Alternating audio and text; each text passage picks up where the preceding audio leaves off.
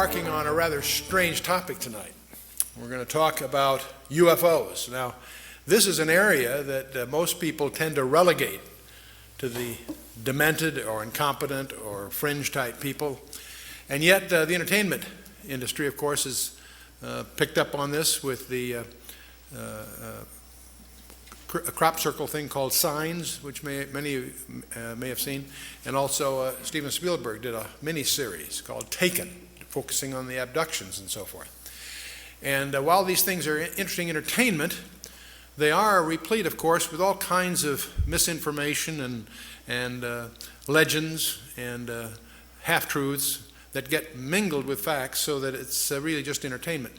But one of the things you and I have to face is what is the real reality here? Is this just a bunch of nonsense, a composite of hoaxes and pranks by various people through the years?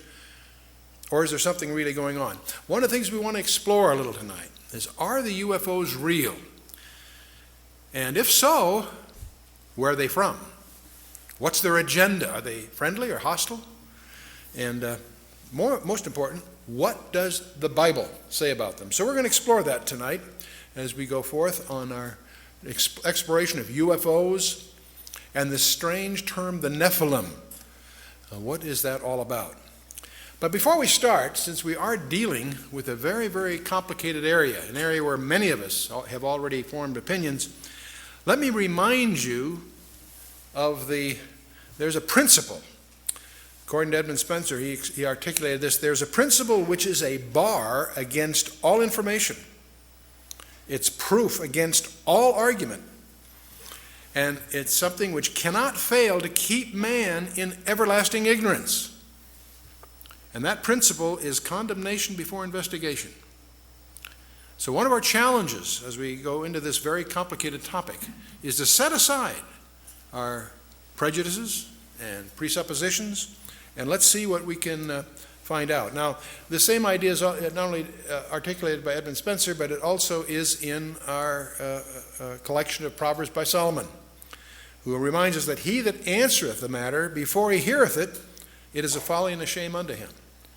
So one of our challenges tonight is sort of set aside what we think we may have heard or what our basic prejudices are, and let's see what we can find out that might be new. Now, many of us, of course, have seen photographs, many of which are hoaxes, contrived, and so forth. There are many of these in the literature. I'm sure you've seen all kinds.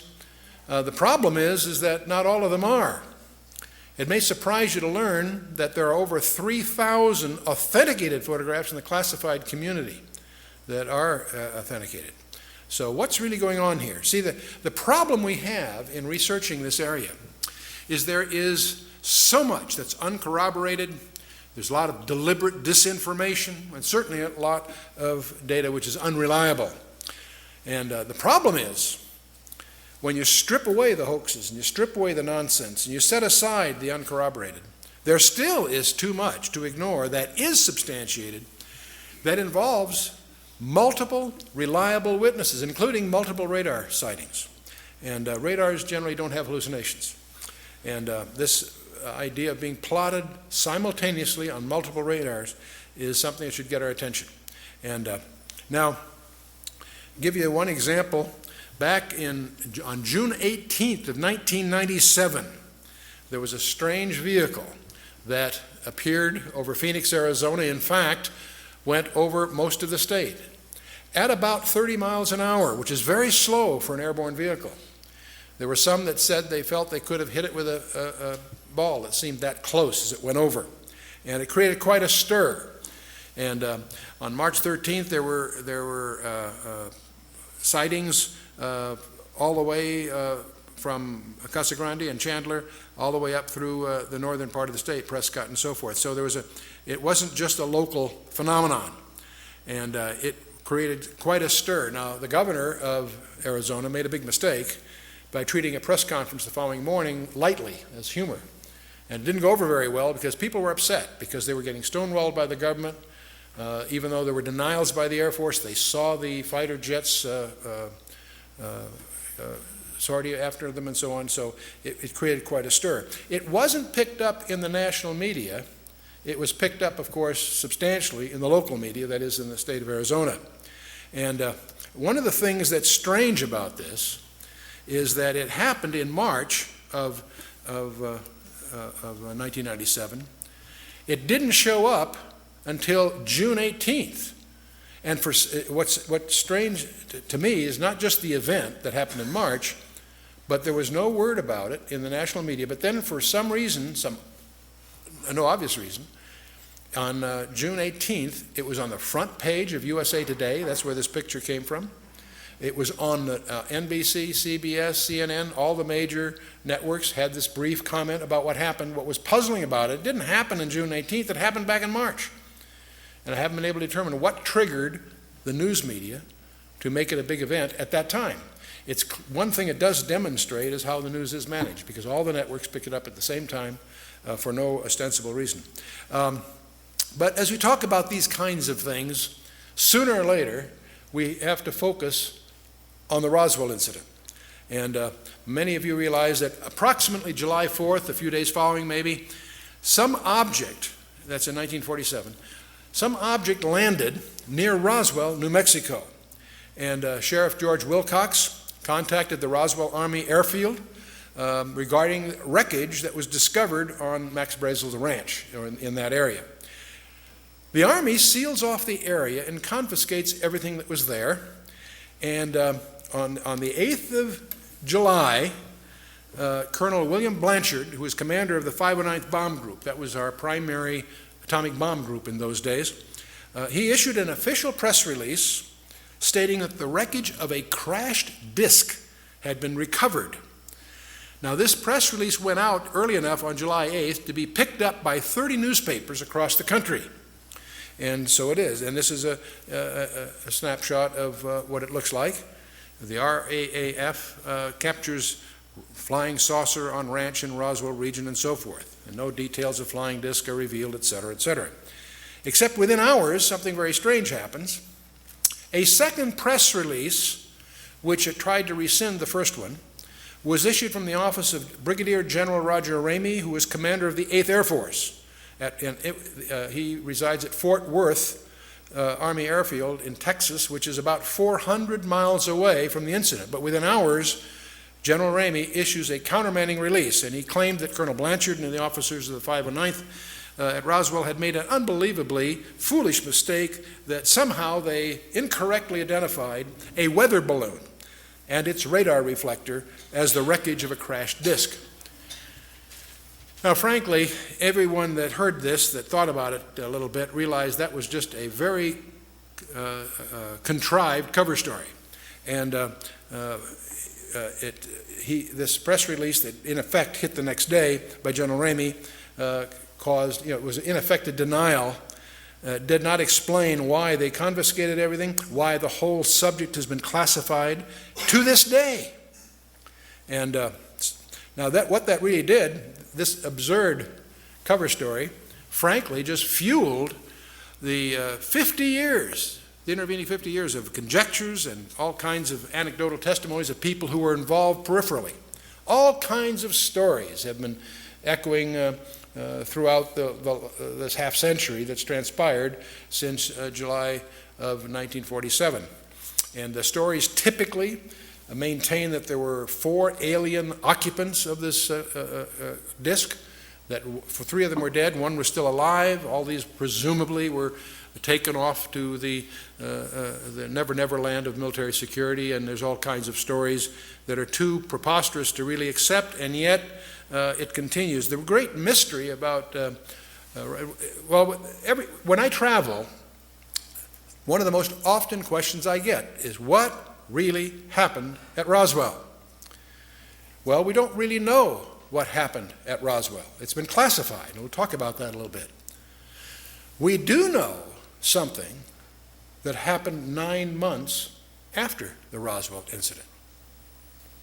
Al Gore was born.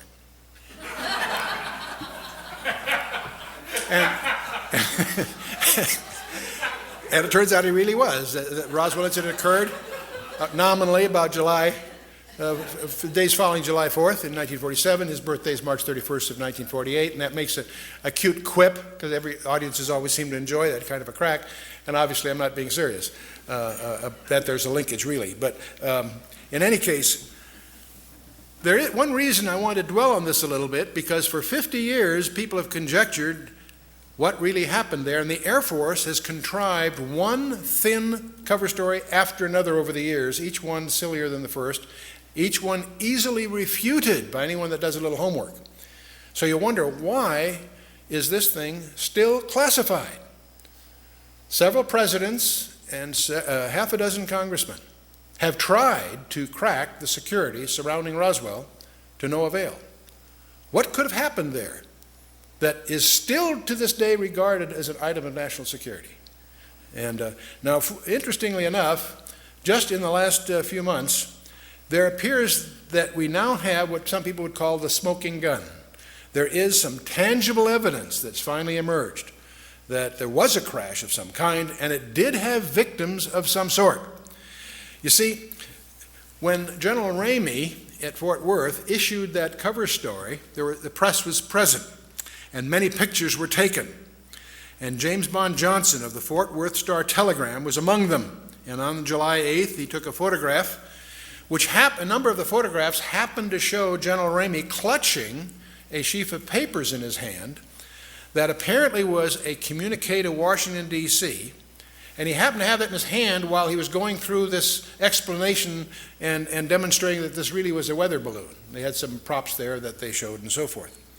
Well, it turns out that was in July 47. Since 1947, we've made a lot of progress in digital imaging technology.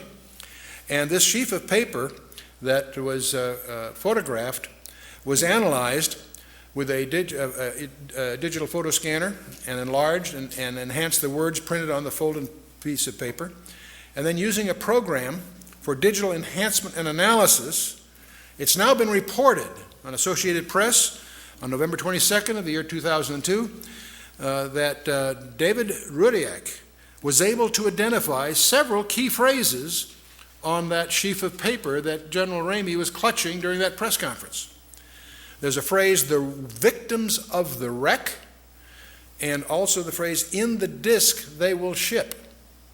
Lots of other words that were hard to, more conjectural is what they said, but the point is, here's a communication in his hand going to Washington that speaks of victims of the wreck and speaks of a disc that they're going to ship, while he's covering the story that Colonel Blanchard was all mixed up. This is just a weather balloon. So finally, the UFO researchers have something tangible to go on, because up till now it's been a spooky thing.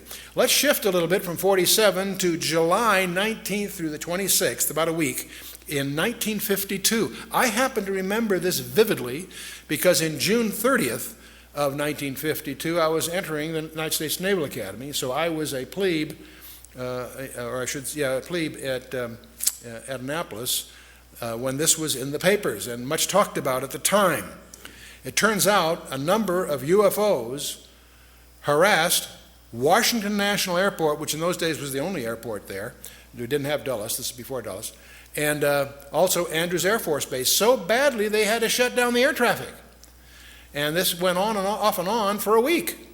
And it was in the papers, because every time the Air Force would alert jets to investigate what these things were, they would disappear. As soon as the jets landed, they came back. And fiery objects overrun jets over Capitol in the Washington Post. These are headlines from that period. Now, one of the things, there again, they never really explained it. They issued some cover stories, but the truth of the matter is they didn't know what it was, and it wasn't just an incident one night. It went off and on for the better part of a week. Again, it created a problem just in blocking all the phone traffic, because everybody's calling what's going on and so forth, and so something real was happening, because you're talking here multiple radars. This isn't some impressionable, unprofessional observer. This was the air controllers at Washington National and Andrews Air Force Base, and never explained, at least not to the public. 1993, by the way, there are thousands of these things to select from. I've just picked a few that seem representative. Over in Mexico City in 1993, the population by the thousands were upset and disturbed by what went on. Seoul, South Korea, November 23rd of 1996. CNN and Reuters reported a huge cigar-shaped UFO that was televised for 10 minutes on national television. You know, when we talk about witnesses, there's all kinds of people, many very reliable professionals that have contributed to this background, but the ones that you and I would tend to presume would be the most reputable, most trained, and most competent in this area would be our astronauts. You think they know something about it. Do you realize that 13 of them have gone on record of seeing UFOs while they were doing their missions? Ed Mitchell, Apollo 14, April 1996, and this was on Dateline NBC. He said, NASA is covering up what really happened at Roswell, New Mexico. See, this isn't just the presumption of some journalists or the tabloids at the checkout stands in the market. These are serious people saying that something is being covered up. Astronaut Gordon Cooper has made many talks. On May 15th of 1963, he did the 22-orbit Mercury capsule. He saw a green UFO, which was also at the same time he saw it tracked by the radar in Australia. It corroborated this. And he's testified before the United Nations that UFOs are visiting this planet. And in May 1996, he said, we are being visited by aliens. So he's spoken a lot about this, so much so that some people tend to write him off. James Lovell, Frank Borman, Gemini 7, December 1965. On the second orbit of their 2-week flight, they saw a UFO. Gemini Control presumed it was the stage of their own Titan booster. But they indicated that they had both the booster and the UFO in sight, so that doesn't quite jive. Walter Schirra, these are all familiar names to most of us. Mercury 8, 1968. He was the first guy to use the term Santa Claus to indicate UFOs are near the space capsule. And so this was about December, so everybody thought that this was just a cute quip, but it was a code word. And it was later, in 1979, Maurice Chatelain, the chief of NASA Communications, confirmed that the Santa Claus phrase was a prearranged code word to deal with the UFOs without alarming the public. And Neil Armstrong, Buzz Aldrin, these familiar names to you? Are these guys competent?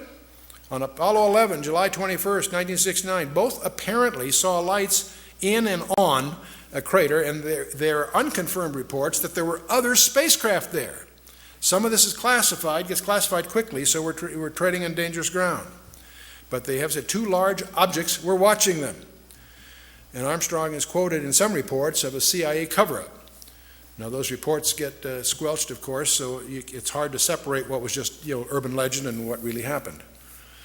But if you go to Ed White, James McDivitt, James Lovell, Borman, Schirra, Gordon Cooper, these guys have all reported UFOs. Neil Armstrong, Apollo 11, Buzz Aldrin, Apollo 11, Ed Mitchell, Apollo 14, and on it goes. And one of the most interesting ones is John Blaha. He was a veteran of 5 space shuttle missions. He also was a relatively recent resident of the Russian Mir space station. This a few years ago. March 24th of 1989, an amateur radio operator picked up an intercept. Said, Houston, this is Discovery. We still have the alien spacecraft under observation. And very impressive to listen to that soundtrack and hear the familiar voice say these rather strange things. So UFOs, we could go on and on. The main point I'm trying to do at this point, just indicate there are some people that you would consider competent and reliable in multiple names that are reporting these things are real. And I would not attribute all of these to hallucinations or being impressionable or what have you. In fact, if you start looking into this area as an area of research, you'll find it extremely difficult because there are 6,000 professional publications in English alone that deal with this. There are 2,200 foreign publications, 1,350 UFO-related periodicals. And some of these, if you look at the books in the library, there are over 700 books that deal with UFOs just in the period from the 17th century to the Second World War, from 1650 to about 1945. There are over 300 books prior to the 17th century that deal with UFOs in the ancient times. So what on earth is this all about? You know, they've done polls. Do you realize that 57% of Americans, according to the polls, believe in UFOs? That's Doesn't make them real, but it says there's some phenomenology that must be real, even just perceptions. 15% of Americans believe they have seen a UFO. How many of you in the audience have seen a UFO at one time? Okay, we're not going to take names. I just care. Oh, good, okay. Here's the shocking one. This blew me away when I first ran into it. Somewhere between 1 and 3%, various polls agree, somewhere between 1 and 3% of Americans claim that they have had an abduction experience. That's over 5 million people, or in that neighborhood. Not a few thousand deranged people, not a few, disaffected. This is, we'll talk a little more about this. This is a very, very disturbing phenomenon in the counseling profession. Now, part of the problem of the UFOs is they have some paradoxical behavior. On the one hand, they're seen by multiple competent witnesses. They are plotted on radar, sometimes multiple radars simultaneously. They leave tangible traces on the ground, sometimes radiation, evidence of burning, and other things. So they are apparently real in the sense of being physical, on the one hand. There are photographs. Sometimes they show up on photographs, sometimes they don't. But here's the problem. While they seem to be tangible on the one hand, they exhibit behavior that can't possibly be physical. They can go in excess of 6,000 miles per hour without sonic boom. So what on earth does that mean? I'd like to know how they do that trick. They've been plotted making right-angle turns at over 16,000 miles an hour. That defies the laws of physics. That's now perhaps the most disturbing thing of all. They appear to have the ability to materialize and dematerialize without a trace. One of the great mysteries of the UFOs isn't seeing them, is trying to figure out where are they when you don't see them. Some people say, well, they're from another galaxy. Most physicists will debunk that for lots of reasons. They seem to pose that way, but for lots of, if they came, if there are that many coming from another galaxy, you'd think you'd sense the traffic. We'll come to some more reasonable explanations, and you're going to discover the two top researchers in the last century, really, is Jacques Vallée, France, and J. Allen Hynek, the American. Now, J. Allen Hynek was head of astronomy at Cornell, and he set out to debunk this nonsense about UFOs, and he became one of the most ardent, competent, balanced researchers in the trade. J. Allen Hynek, he died a few years ago. Those of you that saw the movie Close Encounters of the Third Kind, whether you realize or not, saw J. Allen Hynek because he was in the crowd. I was on the board in those days with Alan Adler from Columbia, and they had him as just a gesture appear in some of the scenes, just as an extra. And the lacune of that piece of fiction, of course, was patterned after Jacques Vallée, the Frenchman. Both of these respected researchers came to the conclusion that they're not intergalactic for lots of physics. There are a lot of physics rebuttals to that conjecture. They both argued that these things are demonic. Their term. They've written many, many books. You can check them out. These are not religious people. They're not people with any kind of personal agenda. But they came to the conclusion that these things, on the one hand, and by the way, we take for granted that we strip away the nonsense and the hoaxes, set that aside. There's tens of thousands of files you have to wallow through. When you cut through all that, there's still a core group, a substantial core group of real events that need explanation. And so on the one hand, they exhibit physical properties on the one hand. On the other hand, they also violate all physical laws. And so the conclusion that both J. Allen Hynek and Jacques Vallée and others have come to is that they're hyperdimensional, that somehow they come from another dimension periodically. That causes us now to stand back a little bit and do a little tutorial on hyperspaces. And we're going to get into why we feel that the Bible is an authenticated message of extraterrestrial origin in the first place. So let's talk a little about hyperspaces. There are only two kinds of... A hyperspace, by the way, just a term for a space of more than 3 dimensions. You and I are familiar with two-dimensional space. It's called a scratch pad or a photograph or a piece of paper is a two-dimensional representation of something, typically. Three-dimensional space we're familiar with because we live in it, and we also build models in 3 dimensions. We probably have a vague feeling of a 4th dimension called time. We don't get too comfortable with that unless you've done some special study, but we sort of acknowledge that reluctantly. Hyperspaces, frankly, is just the term used to study spaces of more than 3 dimensions. And we discover there's only 2 kinds of people that can really relate to hyperspaces. And that's mathematicians with special training and small children. Okay? Because they haven't, their prejudice has been blindfolded, so to speak. Now, the one book that is second to the Bible in its publication, all of us know the Bible is the most popular book in the history of man, but the second to that would be Euclid. And that's where most of us have been taught in school. And most of us, when we went to school, had trigonometry or plane geometry, same subject in a sense. We all know that a triangle, if you add up the angles of a triangle, adds up to how much? Anyone? 180 degrees, you betcha. So if I have a 30, 60, 90, it adds up 180. If I have a 45, 90, in fact, any triangle, if I add up the angles, it would add up to 180. Suppose, though, that my partner and I went out to a large field here, and we very carefully laid out with the transit a very large triangle, and when we got back with our figures, we added up the 3 angles, and it added up to more than 180 degrees. What would you conclude? That we'd messed up, huh? No, what have we encountered? Anyone? The curvature of the earth, exactly. See, if you take a course in navigation, one of the things that you'll have to get some background in is spherical trigonometry, where you can have a triangle with 90 degrees in each corner. And so, see, this little rule that we all learned, that a triangle, by implication, a plane triangle, a flat plane, adds up to 180 degrees, that's only true for a universe of 2 dimensions.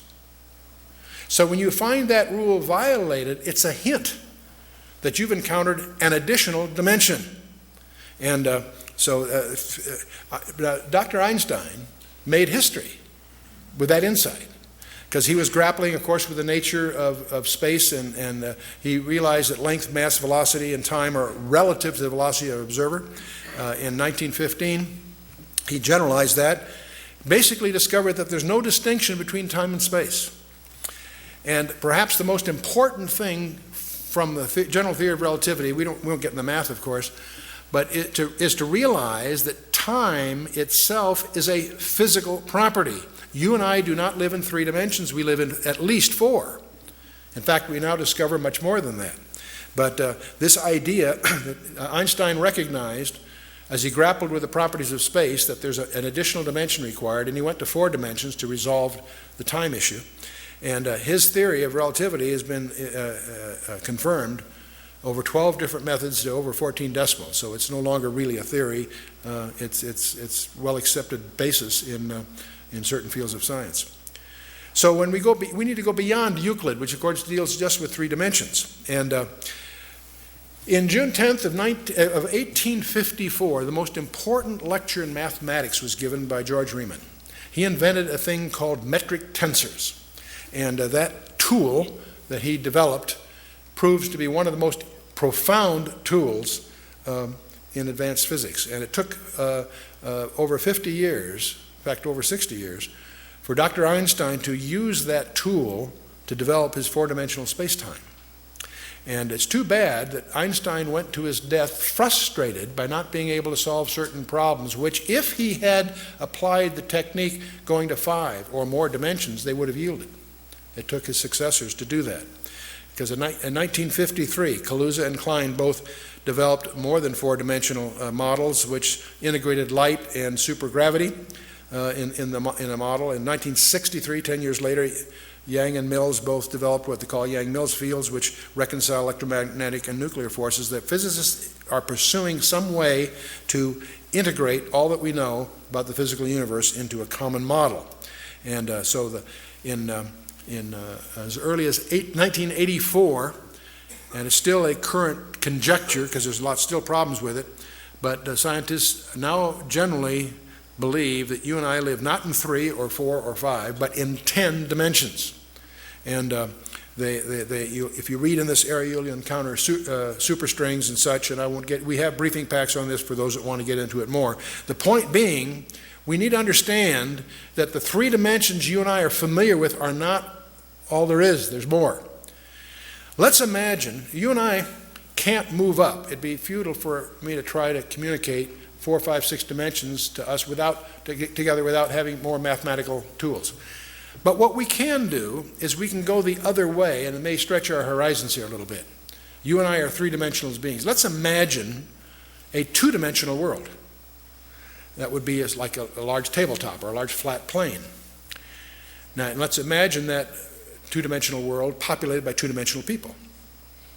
You and I could come along and poke our finger through the plane of their existence. And what would they see? They would see a circle. They'd only see that which they could relate to in their universe. But if we as a three-dimensional being are putting our finger through that two-dimensional universe to the two-dimensional people in the two-dimensional universe, they would simply see a circle. Well, in fact, let's imagine that a ball fell through that two-dimensional universe. To the two-dimensional observer in that two-dimensional universe, he'd see from nothing to a point. It'd grow to a large circle, and then it would shrink back to a point and disappear. He wouldn't be able to relate to what happened because he doesn't have the insight of that third dimension. You with me so far? Now, if you had some other kind of a shape, say a tumbling cube, it also would go through and it would take odd shapes as it passed through and then disappear. So one of the problems we have, suppose you and I are going to try to communicate a three-dimensional object to that two-dimensional world. How would we go about it? Well, there's a couple of ways. One would be to do what an architect would call projection. For example, if we had a cube, we could, in effect, shine a light that would give you a profile of that in 2 dimensions. And you discover very quickly that that works, but it's not too useful in letting the two-dimensional person understand a three-dimensional cube.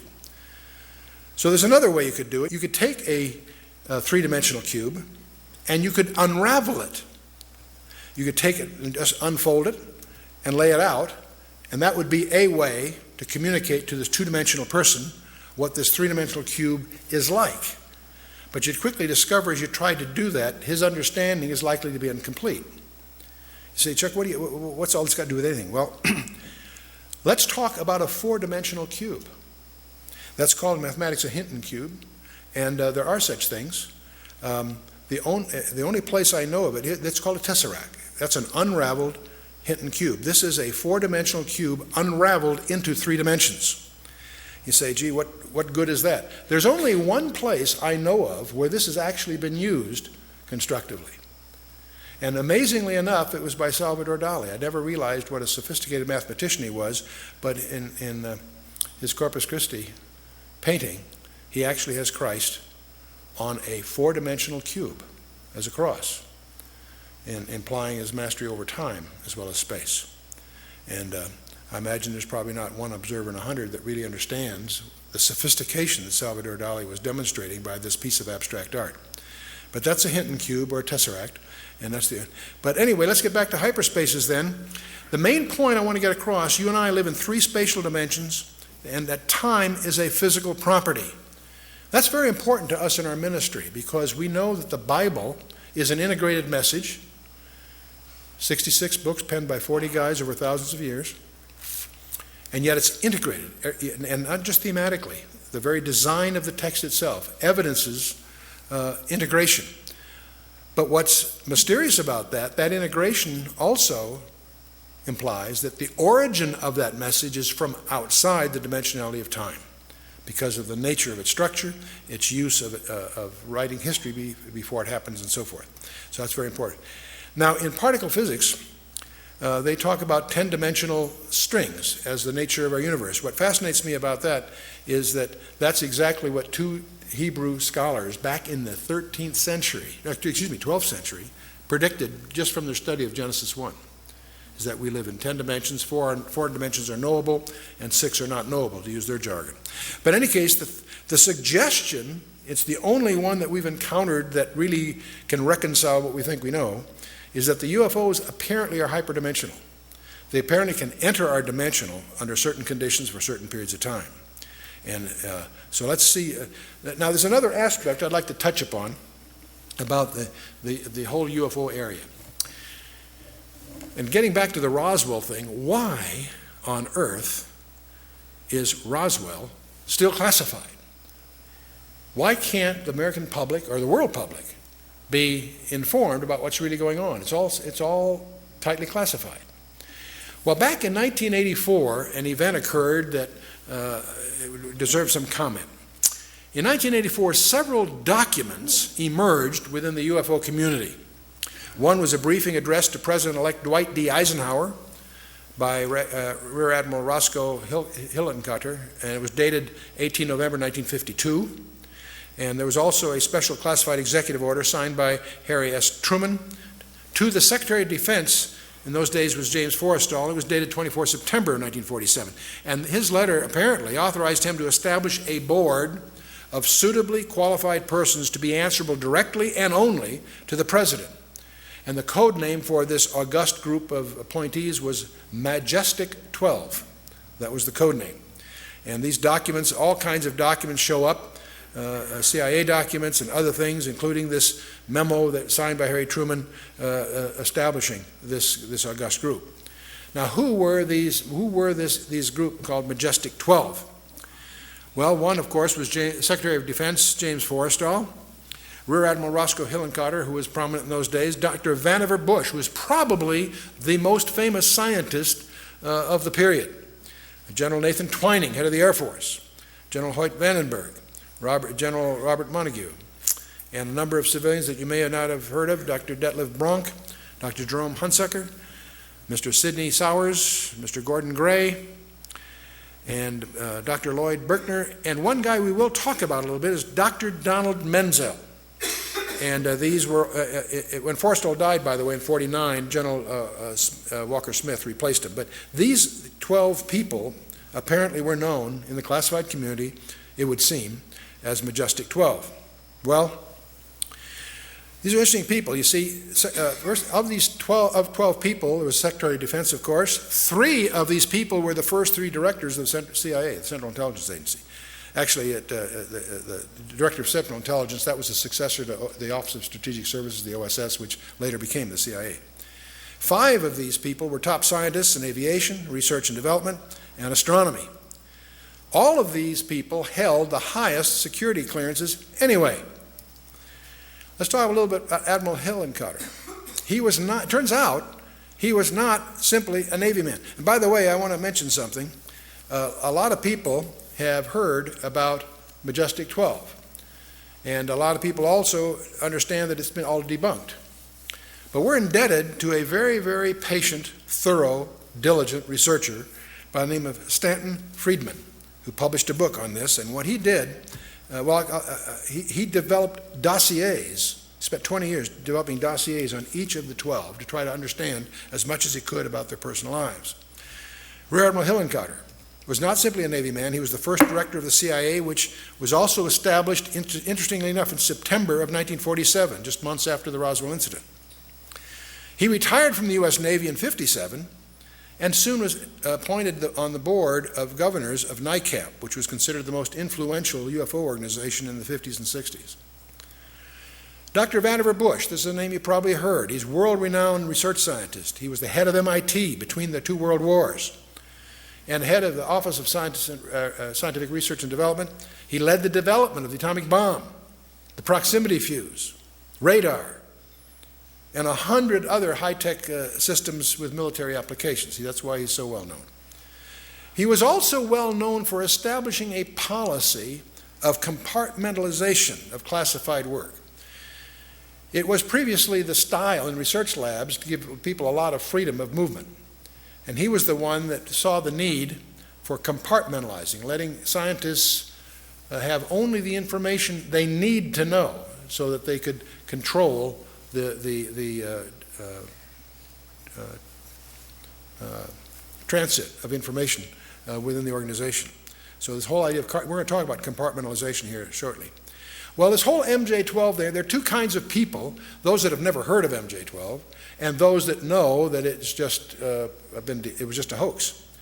You see, somebody noticed that apparently that the typewriter that was used to type the Truman Executive Order of 1947 was deemed a Smith Corona model that had not been manufactured until 1963. So you start to smell a hoax, if that's true. The signature on the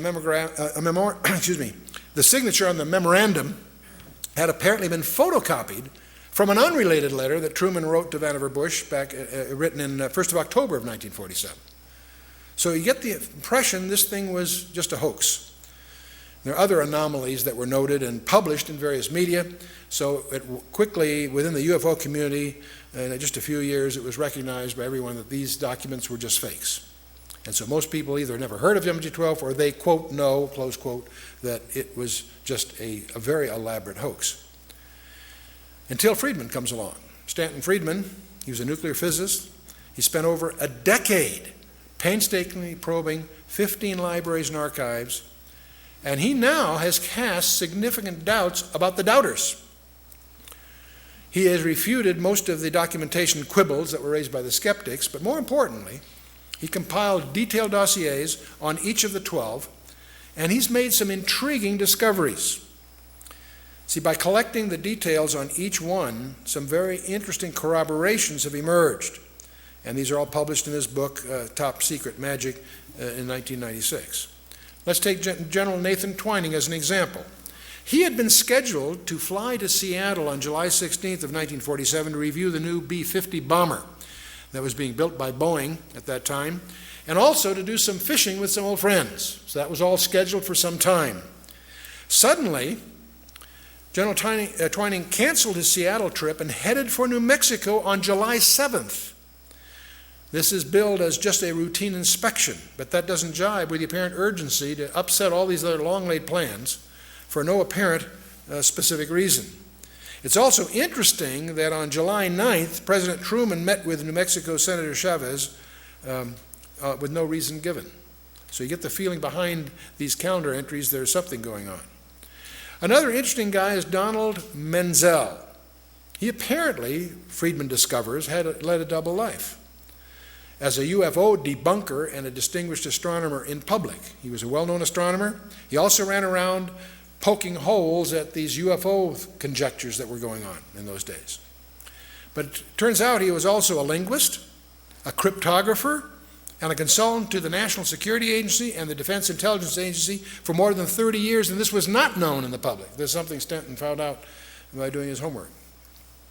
He held a top-secret ultra-clearance, and none of this was known to the general public. So it's interesting, whoever contrived this hoax had a lot of inside information somehow.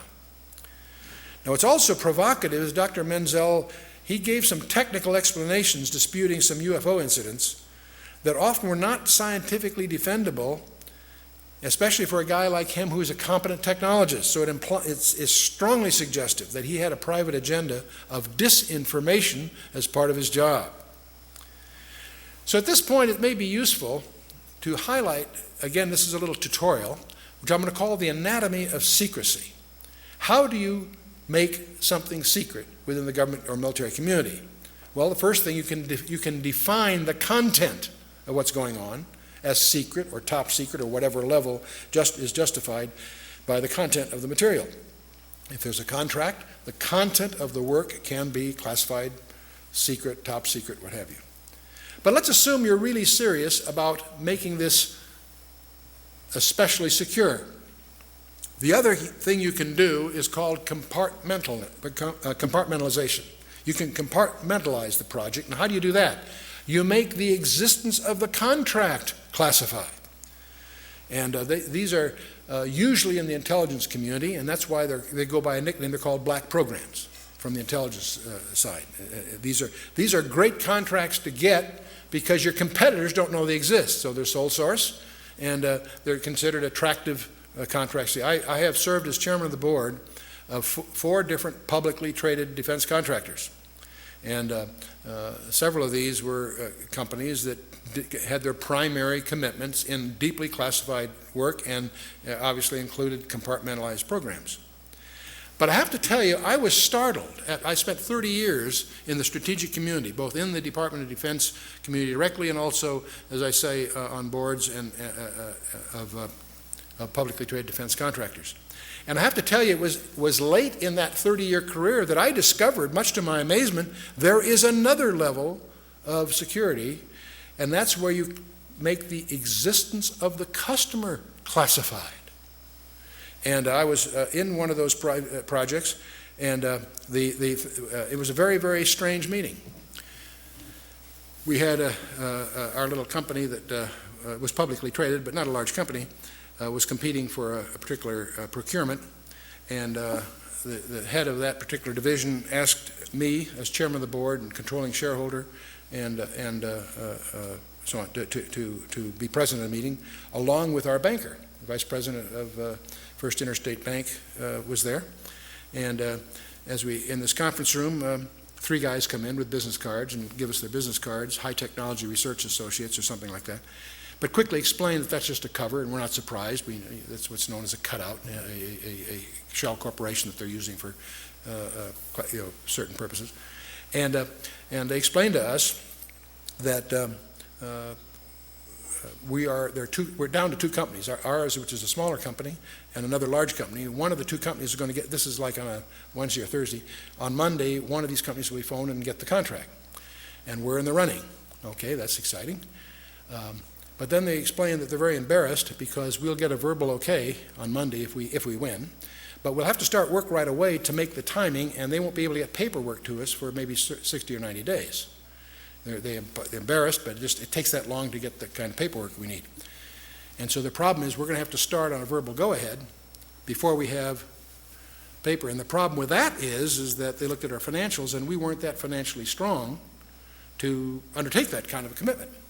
And so that's why they wanted a banker there. And so they said, could the bank extend? I think we had a credit line in those days of, I think, $4.5 million. It would take another $1.5 million to make us presentable for this purpose.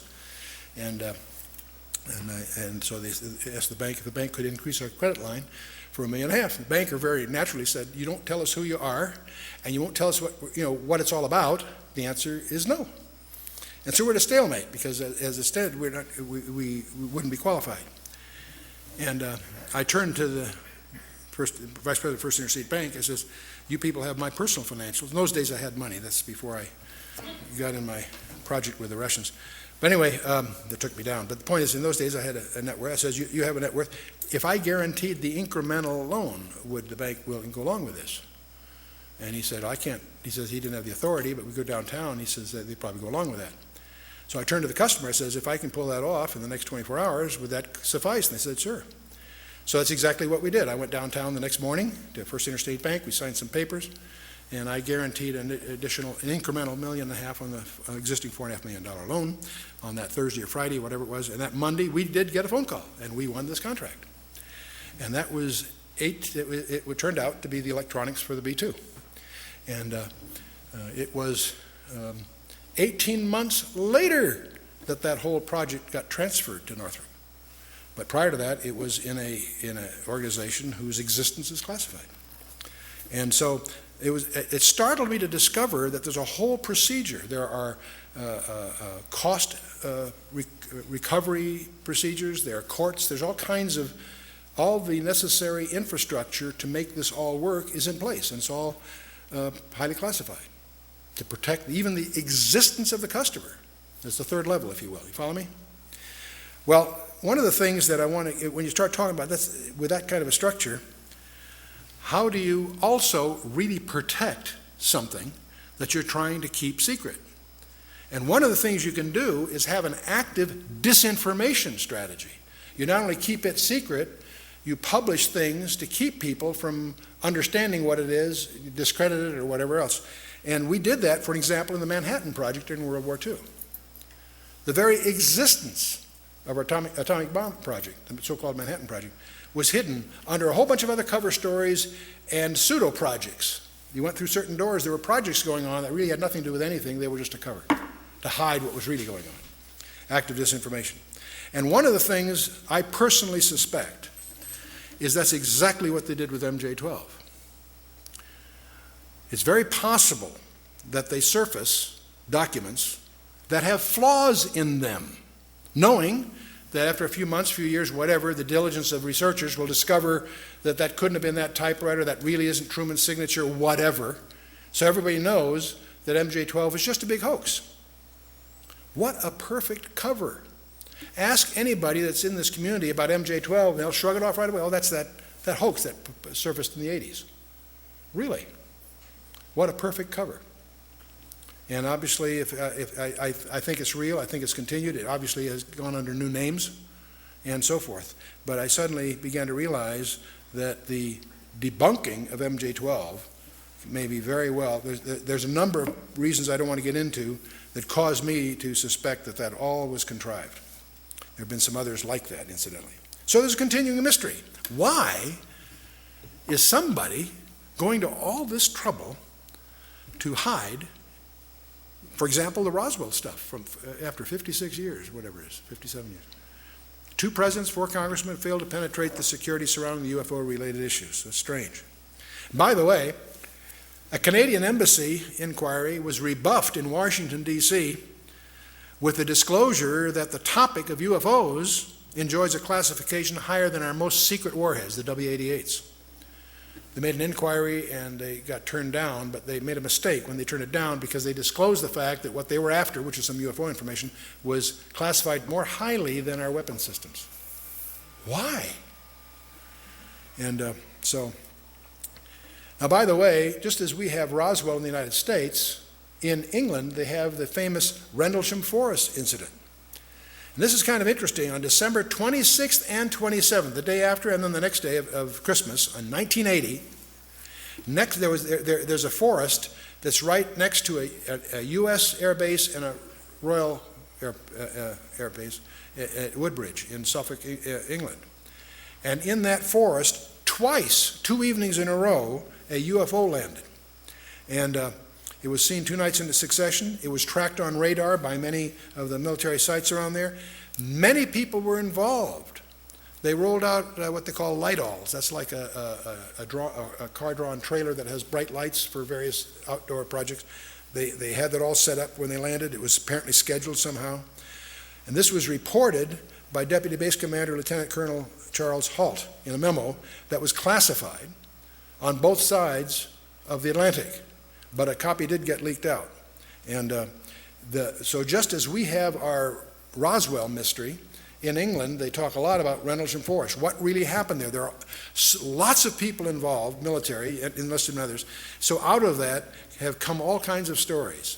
Many of them are too afraid to even talk about it. Others that share incidents, and they're very just as they're bizarre tales about Roswell, there's even more bizarre tales about Rendlesham Forest. Well, the good news is the UK government has announced last few months that the Rendlesham file is going to be released. They're moving towards a Freedom of Information Act kind of posture, and apparently the Rendlesham Forest files, which have only been seen by about 20 people up until the release, and we're moving into a day when some of these mysteries are going to be revealed. Now, another thing that comes up when you talk about these topics are crop circles, and this might be a good chance for our TV people to change tapes if they want. So why don't let's take a 5-minute stretch break and let them collect themselves, and we'll pick up crop circles and some subsequent things following, okay?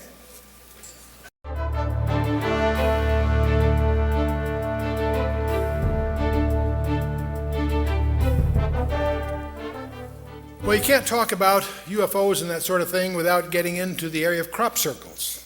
And the recent movie Signs with Mel Gibson is an example of that. It was a amalgam of urban legends. They used corn stalks. None of the crop circles have used corn stalks, incidentally, but that's trivial. The real thing is, what about these crop circles? Many of us have heard that they're just developed by pranksters. Pranks with planks is the way most people regard them. And indeed, that probably covers many of them. I think most of you can have seen various patterns that occur in crops, not just in England, by the way, all over the world. They have showed up more and more with increasing. In fact, there are websites that just keep track of the various styles. They are in the thousands, by the way. These are just some representative shots of them. And various patterns Not all of them circular, by the way, but and of course many people associate these with UFOs. Many of these patterns there have been observers claim there have been UFOs seen over the fields the night before the crop circles are discovered, that sort of thing. So there seems to be, at least in the minds of many, an association between them. And but in 1991, two elderly artists, Doug Bauer and Dave Chorley, they came forward and admitting that they had faked hundreds of these circles, and they demonstrated their technique using ropes and planks and tethers and so forth to do this. In fact, they did it under journalist supervision. In fact, in some of the TV specials, you can actually see time motion where they unveil how they pulled some of these off. And if that was just it, we would probably dismiss this as an incidental topic. But and it does appear, by the way, that there are many of these that have some form of craftsmanship that accounts for the thousands that appear throughout the world, not just in Britain, in the United States too. But let me tell you frankly, that doesn't explain them all. There's also a group of scientists that have been studying this quite rigorously and are startled with what they find on some of these circles. There are articles in peer-reviewed scientific journals that have established that not all of these things are pranks with planks. For example, biophysicist William C. Levengood, he's of the Pinlandia Biophysical Laboratory in Michigan. He's examined plants and soils from 250 crop formations, randomly selected from 7 countries. And the samples and the controls of the handling of those samples were provided by the Massachusetts-based BLT research team directed by Nancy Talbot. Levengood, by the way, has published over 50 papers in scientific journals. And he's documented numerous changes in the plants and the formations. For example, most dramatically, they found grossly elongated nodes, or like knuckles, along the stem that are apparently expulsion cavities caused by the heating of internal moisture from exposure to intense bursts of radiation, the only way they can explain them. They've also taken seeds from the plants and germinated them in a lab. It showed significant alterations in growth as compared to the control samples. And this has been published in the International Journal of European Societies of Plant Psychology back in '94. But it goes on and on. They find a brown glaze over some of the plants. It turns out it was pure iron that had been embedded in the plants while the iron was still molten. Tiny iron spheres were also found in the soil around those plants. And this was published in the Journal of Scientific Exploration in 1995. In 1999, a British investigator, Ronald Ashby, examined the glaze that we're talking about here through optical and scanning electron microscopes. And he determined that the intense heat had been involved, about 2,700 degrees Fahrenheit, which of course would destroy the plants. And there are hundreds of plant and soil samples were collected from a 7-circle barley formation in Edmonton, Canada. The plants had both elongated nodes and expulsion cavities that we talked about, and the soils contained these peculiar iron spheres. And the controls showed that none of these, in other words, plants that were not part of the circle did not have any of those changes. A mineralogist by the name of Sampath Iyengar, Technology and Materials Laboratory in California, examined specific heat-sensitive clay materials in these soils using X-ray diffraction and a scanning electron microscope. He discovered an increase in the degree of crystallinity in the circle minerals in the soil. Statistician Ravi Raghavan determined a 95% statistically significant confidence level in these findings. They have no idea what's causing it. It's clear this was not just some contrived prank for some of them. And so on it goes. Now, what was really astounding was the direct correlation between the node length increases in the plants and the increased crystallization in the soil minerals. What that implies is a common energy source for both effects. So somehow there was some very intense energy. This wasn't a couple of guys with planks and ropes playing games. And the scientists could not explain how this is possible, because the temperature required to alter the soil crystallinity would be between 1,500 and 1,800 degrees Fahrenheit, and this, of course, would destroy the plants. So how did this happen? They don't know. But there are journals and there are scientists that are wrestling with the puzzles of the crop circles. Not the crop circles in general, those that turn out to be what we'll call real ones, not hoaxes. And that's the problem in any research area like this. You got so much noise, it's hard to find the signal, if you will. Well, let's get to the real core of all of this. What's the biblical view? And we're going to talk a little bit about the days of Noah. You know, Jesus gave 4 disciples a confidential briefing on his second coming. And the 4 disciples came to him to inquire of his return, and he detailed the precedent events that would occur prior to his second coming. And his answer to them, these 4 guys, is so important it's recorded in 3 of the 4 Gospels, Matthew 24 and 25, Mark 13, and Luke 21 and 22. But he opens and closes that briefing with a repeated admonition. Take heed that no man deceive you. And that occurs in Matthew 24:4, and you'll find it's the theme of the entire presentation. We're dealing here in spiritual matters, and the attempt of the enemy will be to deceive us. But in the middle of this briefing, about verse 37 of Matthew 24, Jesus makes a very strange remark. He says, but as the days of Noah were, so shall also the coming of the Son of Man be. Now, in the context there, what he may have been alluding to is simply that it'll be business as usual until, just as it was business as usual until Noah went in the ark, it'll be business as usual until he returns. And most people who read that passage assume that that's all he meant. It's just that it's going to come as a surprise. And yet, there are many scholars from the context, the details of that passage, feel he was giving us a hint of something deeper. And we really won't understand what he's talking about unless we understand what the days of Noah were like. And so we're going to try to figure out what did Jesus really mean? As the days of Noah were, so shall the coming of the Son of Man be. So what you really need to do to get a handle on the UFO thing, strangely enough, is to do your homework in Genesis chapter 6. And I want you to notice the first 2 verses, and I want you to pay attention that the first 2 verses are a single sentence. Many people stumble because they don't realize that's a single sentence. You'll see what I'm getting at in a minute. Genesis 6, verse 1. And it came to pass, when men began to multiply on the face of the earth, and daughters were born unto them, that the Benai Elohim, the sons of God, as it's translated, saw the daughters of men, that they were fair, and they took them wives of all which they chose. 1 verse. Now the question is, this strange phrase, sons of God, that can mean anything to us. Let's find out what the text really means, sons of God. What it is in the Hebrew is, remember, Hebrew goes from right to left, so if you're watching the slides here, remember all languages go towards Jerusalem. Nations that are east of Jerusalem go from right to left, the language. Nations that are west of Jerusalem go from left to right. So so Hebrew, Aramaic, Arabic, Sanskrit, whatever, they go right to left. Anyway, so if you're reading the Hebrew here, recognize it goes from right to left. Benai Ha Elohim, the sons of the God. Now, sons of God, Benai Ha Elohim is a term that's always used of a direct creation of God.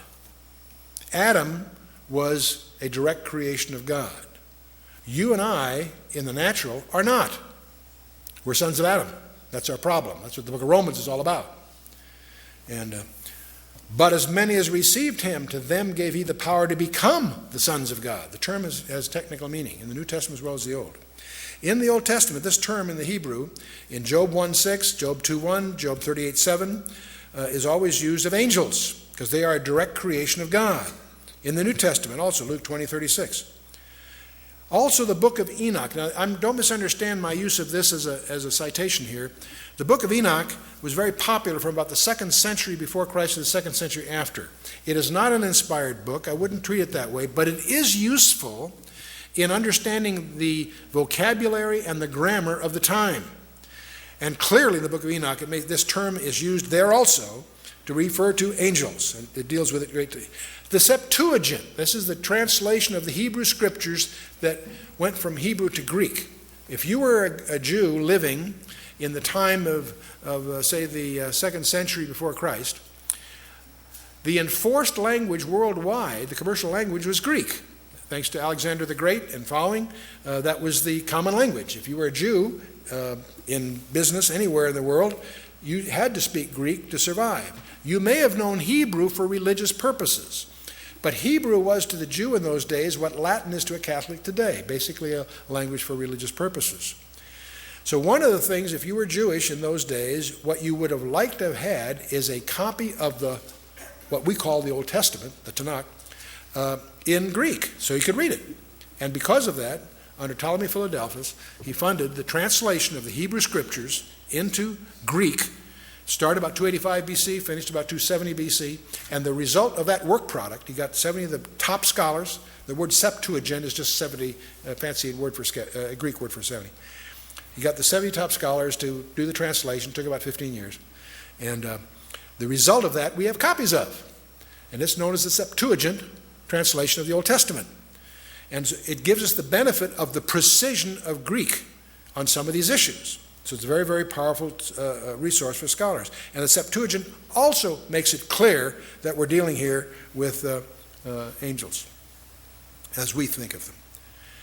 Now in Genesis 6, it came to pass when men began to multiply on the face of the earth and daughters were born unto them, that sons of God saw the daughters of men, that they were fair, and they took them wives of all whom they chose. The word sons of God, of course, is Benai Ha Elohim, sons of God, direct creation, term for angels. Saw the daughters of men. Now, by the way, what that really says in the Hebrew is Banath Adam, daughters of Adam. I mention this because there have been contrived some strange interpretations of this passage that are commonly taught in most seminaries. And it's tragic because there's a view of this passage that has no scriptural support. And we'll talk about that because you'll run into it. Many people think that this is strange stuff, and it is strange. It's even stranger than most people realize. So, now when you get down to verse 4 of Genesis 6, it says, there were Nephilim in the earth in those days, and also after that, when the sons of God came in unto the daughters of men, and they bare children to them, the same became the mighty men which were of old, men of renown. What this verse seems to indicate is that these Nephilim were offspring of a strange union. The sons of God, these are angels according to the Hebrew precision here. They came in unto the daughters of men, daughters of Adam, incidentally. This is not just Cain and Seth and any of that. This is these are daughters of men. And they bear children to them. It's those children that are the Nephilim. Now, what on earth is the Nephilim? That word, Nephilim, is a key word. We're going to talk a lot about that. Nephilim means the fallen ones. It comes from the verb nephal, which means to fall, be cast down, to fall away, to desert. That's what a Nephilim is, a deserter, in a sense. What the passage portrays, and it's very difficult for many people to absorb this, it portrays fallen angels. These are not the good guys. Remember when Satan fell, a third of the angels fell with him. Not all of them, but a group of them, apparently, and we'll talk more about this in a minute, chose to try to create a hybrid race by I don't know the technology. I'm not going to get into that. But they apparently were... See, angels can't multiply. Angels are eternal. Reproduction is a process for mortals. But at the same time, Satan's got a problem. A third of the angels fell with him, so he's got a deficiency of 2 to 1 in any war that comes in, right? He's got to find a way to strengthen himself. This is just a conjecture that floats around. Now, the offspring of Nephilim, they're also called the Hagibarim, the mighty ones. And now, where the confusion starts to set in is when this Hebrew passage was translated into the Greek in the Septuagint, the word they used for the Nephilim was gigantes. It sounds like giants. And it turns out they were giants, but that's not what the word means. Gigantes comes from gigas, which means earthborn. So in the Hebrew, they're called the fallen ones. In the Greek, they're called the earthborn. And so let's keep that in mind. The fact that they were giants is like a pun. Yes, they were giants, but that's not what the word means. It carries a different meaning. Let's go on a little further in verse 9 of Genesis 6. It says, these are the generations of Noah. Noah was a just man and perfect in his generations, and Noah walked with God. Terrific verse. We've all read it. But most of us may not pay attention to what that's really saying. These are the generations of Noah. Noah was a just man and perfect in his generations. What does that mean? Well, the word perfect in the Hebrew is tamim. What it means is without blemish, sound, healthful, without spot, unimpaired. What that verse seems to indicate is that Noah's genealogy was unblemished. Now this comes on right after the verses that talk about these strange goings on, where these fallen angels have created some weird form of hybrid, but Noah was unblemished in his generations, and that's one of the reasons that God chose Noah and his 3 sons and their 4 wives to start over again. The purpose of the flood was not just that there was sin in the land. There was, and that's emphasized. But if sin brings the flood, we better get some life jackets. No, there's something far deeper going on. That's what I want to sensitize you for when you do your own study and come to your own conclusions. But I want you to recognize there's something much more profound that God, as a problem that God was solving, and that is that Satan's strategy was to contaminate the human race. Now, by the way, if this view is correct, I'm presenting to you what's sometimes called the angel view of Genesis 6. That is not taught in most seminaries, and I'll come back to that in a minute. But if that view is correct, as I've suggested from the exegesis of the Hebrew in Genesis 6, it will be confirmed in the New Testament, at least twice, and it is. When you get to the book of Jude, Jude makes an allusion to this very event in Jude verses 6 and 7. Jude is just one chapter, but in verses 6 and 7, Jude writes, and the angels, and by the way, this is in the Greek, so it's not ambiguous, and the angels which kept not their first estate, but left their own habitation, he hath reserved in everlasting chains under darkness unto the judgment of that great day, even as Sodom and Gomorrah, and the cities about them in like manner, giving themselves over to fornication and going after strange flesh, are set forth for an example, suffering the vengeance of eternal fire. Jude is talking about judgment on the bad guys. And he mentions among these things, these angels which sinned back in Genesis 6. These angels which kept not their first estate, but left their own habitation, he hath reserved in everlasting chains. These angels that participated in Genesis 6 apparently are chained, awaiting a special judgment. We'll talk. Peter's going to talk about that in a minute. And Jude adds something else here. He makes a comparison between the sins of Sodom and Gomorrah and the sins of these angels, in that they were doing that which is unnatural. Sodom and Gomorrah, homosexuality. We're all familiar with that. Even as Sodom and Gomorrah and the cities about them in like manner, giving themselves over to fornication and going after strange flesh, are set forth an example, suffering the vengeance of eternal fire. He's using that as an additional exemplar, lumping the angels with him. The angels went after strange flesh, so did Sodom and Gomorrah. They're both reserved for special judgment. You follow me? You can read it and check it out yourself. That's one confirmation. That's in Jude. Let's take a look at, see, they left their own habitation. We're going to come back to that in a minute. And going after strange flesh is the allusion here. Let's turn to 2 Peter chapter 2, verses 4 and 5. 2 Peter, in Peter's second letter, he says, for if God spared not the angels that sinned, but cast them down to Tartarus, it's translated hell in your English Bible, but the Greek word is Tartarus, and it's the only place that word appears in the Bible. I'll come back to that. If God spared not the angels that sinned, but cast them down to Tartarus and delivered them into chains of darkness to be reserved unto judgment, and spared not the old world, but saved Noah, and he goes on. So Peter does a couple of things here. He again alludes to the angels that sinned. They're cast into Tartarus. I'll tell you more about that in a minute.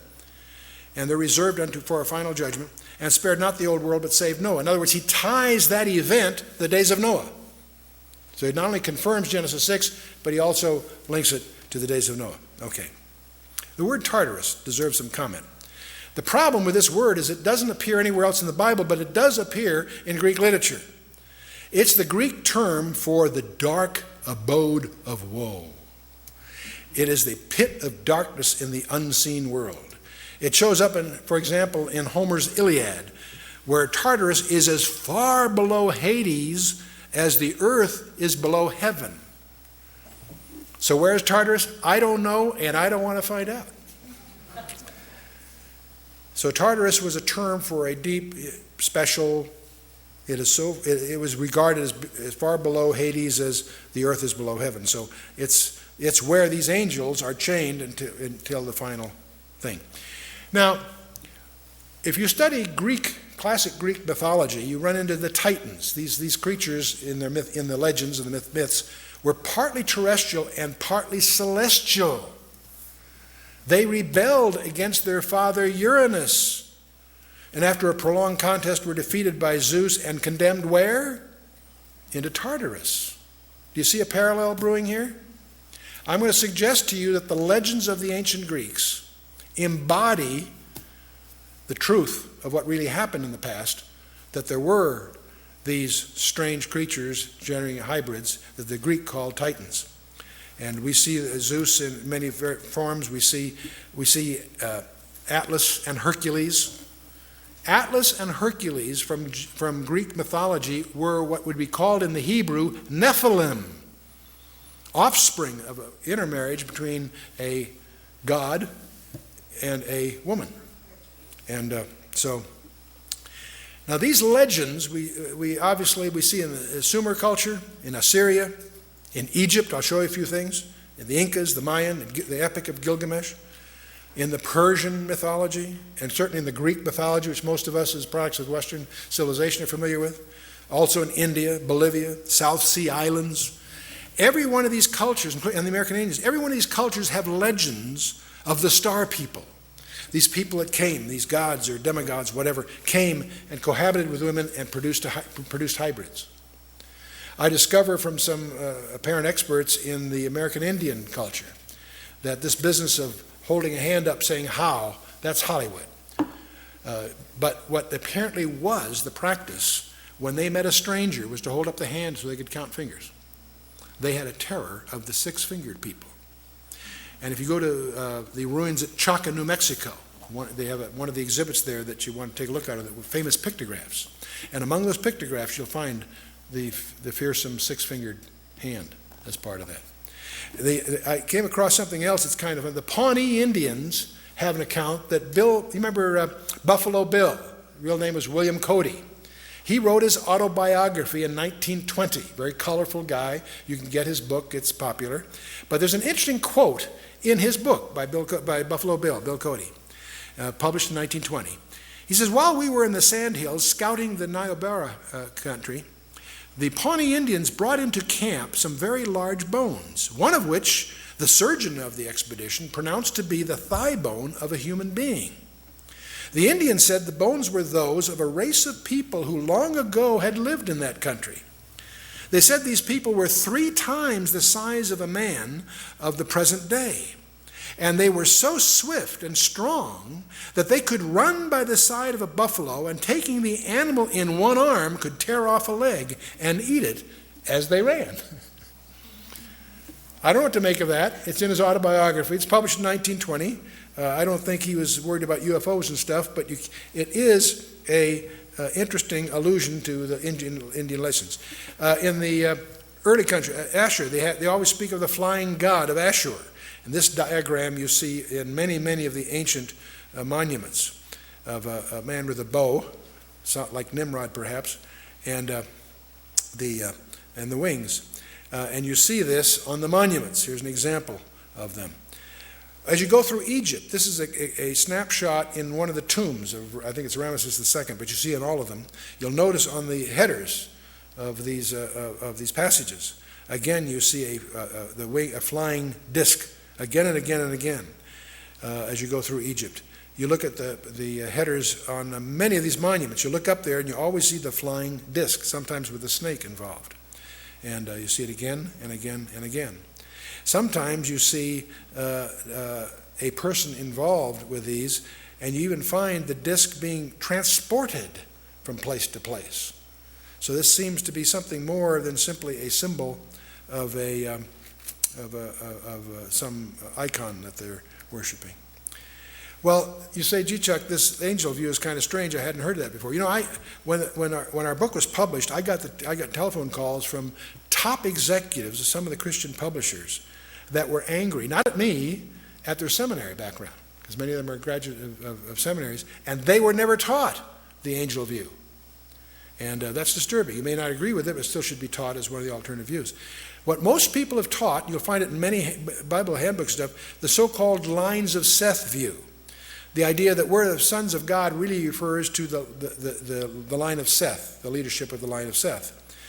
And the daughters of Adam really means the daughters of Cain, not Seth. And the sin that is dominant there is their failure to maintain separation, is the concept. Now, it doesn't explain how the offspring of these unions resulted in these strange creatures. You know, if you have a believer and unbeliever married, they may have monsters, but they're not monstrous. Okay. This whole view of the so-called lines of Seth emerged in the 5th century in the early church. Celsus and Julian the Apostate used the traditional belief. See, this belief that I've shown you was taught by the ancient rabbis in the Old Testament period, and also taught by the early church up through the 5th century. But Celsus and Julian the Apostate used the traditional belief to attack Christianity. They made fun of these people who thought the angels and so forth. They attacked it. Julius Africanus resorted to this Sethite idea as a more comfortable ground. People find that less spooky. And Cyril of Alexandria used it to repudiate the Orthodox position. Augustine comes along, who was a profound influence, and he did many, many great things. He dealt with a number of heresies, but he embraced the Sethite series, and that, of course, made it orthodox. And so this view of this line of Seth prevailed all through the medieval church. It isn't until you go back to the text and do your homework that you begin to realize that the line of Seth has absolutely no scriptural support. The text itself, the sons of God, is never used of believers in the Old Testament. That's contrived. Seth was not God. Cain was not Adam. The sons of God are not the sons of Seth. And the daughters of Adam were not just the daughters of Cain. They were both. That if you recognize the first two verses are one sentence, a lot of that becomes very obvious. And if there's daughters of men, where are the daughters of Elohim? If there's sons of Elohim, where's the daughters of Elohim? See, you sort of wonder, what? There's no mention of that.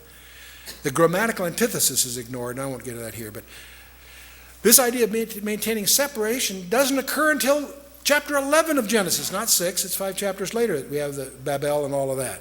The separation is imposed upon Isaac and his following, not on Ishmael or the others. It was Isaac and Jacob that were told to keep themselves separate. And that was not imposed on Seth and Cain. That's all contrived. In fact, Genesis 6 verse 12 says, all flesh was corrupted. So the idea that lines of Seth were the good guys and the line of Cain was the bad guys is contrived. That's not what it's all about. See, the inferred godliness of Seth is contrived. Why was only Enoch and Noah's 8 spared? Were they only good guys? No, it's God's grace, of course. They took wives that they chose. It implies some forcing functions here. And if that's all, if Seth were such good guys, why did they perish in the flood?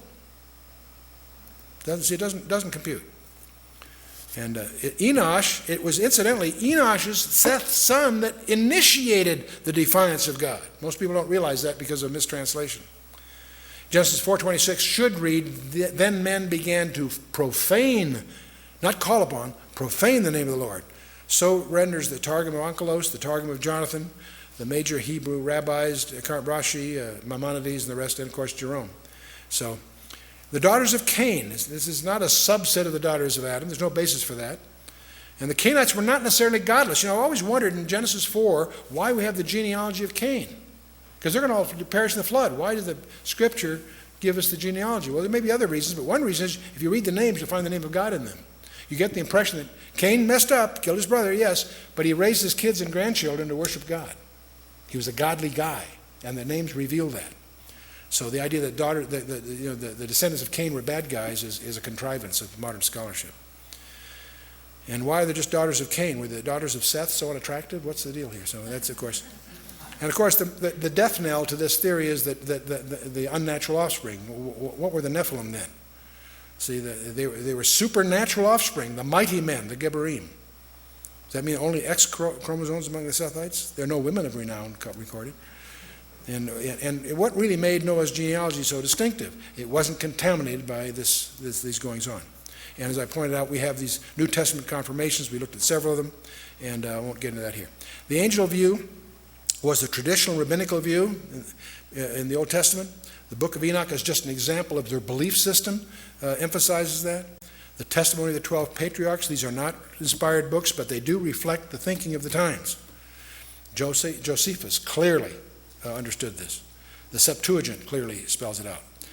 The church fathers in the first few centuries, Philo, Justin Martyr, Irenaeus, and the rest of them, all taught this. Modern scholarship, Pember, DeHaan, McIntosh, Dillich, Gaebelin, Arthur Pink, Donald Barnhouse, who I respect highly, Henry Morris, Merrill Unger, Arnold Fruchtenbaum, terrific scholar, Hal Lindsey, Chuck Smith, others. Modern scholarship recognizes the angel view. The Sethite view is the text itself destroys it. The inferred separation is nonsense. The inferred godliness is contrived. The inferred Canaanite substitute of the Adamites is contrived. All this is contrived. The unnatural offspring implied is the death knell to the view, in my opinion. Of course, the New Testament, Jude and 2 Peter nail it. But there's another issue as I got into this, not just for this study. It's important for us to understand that the Nephilim were not confined before the flood. We don't know how they came about, but they were Nephilim after the flood, when Moses sends in the 12 tribes. In Numbers 13, verse 33, they encountered the Nephilim in the land. Who built the pyramids? That's another ancillary question here. Who built the pyramids? The Great Pyramid of Giza, the Stonehenge in Britain, and the Circle of the Rephaim in the Golan. And they're up in the Golan Heights. There's an unexplored monument we discovered up there that is called the Gilgal Rephaim. Who are the Rephaim?